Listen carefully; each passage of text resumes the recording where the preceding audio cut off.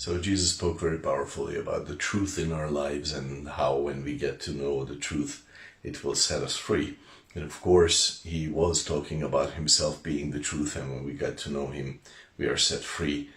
He was talking about salvation, but also he was talking about a very important point here, and it is that God's desire with the truth is always to set free, and and that the truth of the Word of God, because Jesus is the Word of God, has the power to set free.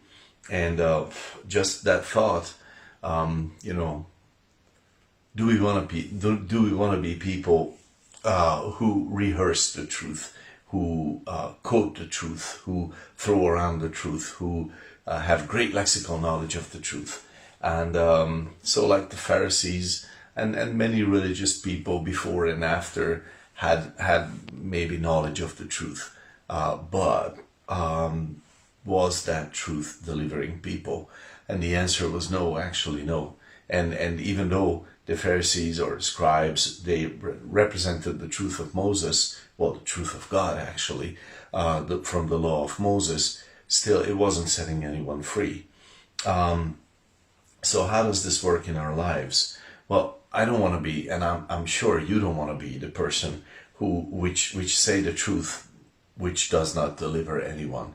We want that greater thing that Jesus had, where he represented the truth and he delivered people.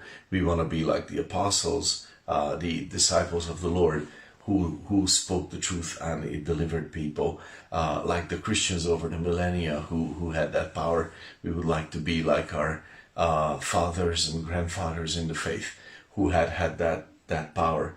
I want to be someone who speaks the truth which delivers. So the first point, of course, for that is important. That's important, is to know the truth, because how else could I represent it? How else could I speak it? So learning the Word of God is of key importance as believers. Making the Word of God my friend gives me a power in this life. Studying the Word of God is really the first step in becoming an agent of the truth in this world. Psalm 119 verse 130. This is like study the Word of God. It's so very important in your life as a believer. Do not leave the Spirit without munition. So learning, but that's just one point. As we said, we don't just want to rehearse it powerless, and powerless without the ability to deliver. So then the second thing is prayer in the believer's life. Of course, prayer fills the truth that you speak with power. Why? Because, so your fellowship with God gives you unity with the heart of God. And so the words of truth which then you speak are not empty repetition of simple facts, but they come from the heart of God.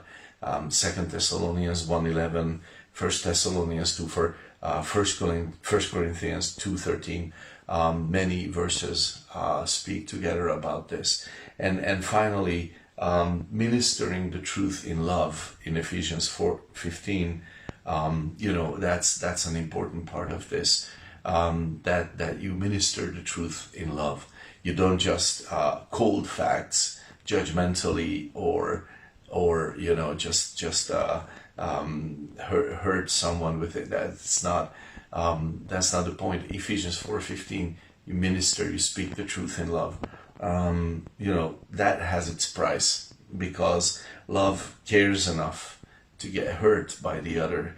Love cares enough also to forgive, and love cares enough to then move forward. In John 21, Jesus repeated Peter's commission 3 times, just as Peter had repeated 3 times that he didn't know Jesus earlier. And this was hard for Peter, but Jesus forgave Peter and then was willing to move forward with him. So learning the Word of God, prayer, and then ministering with love the truth which we have, and then it has power to deliver even from our mouths. God bless your day.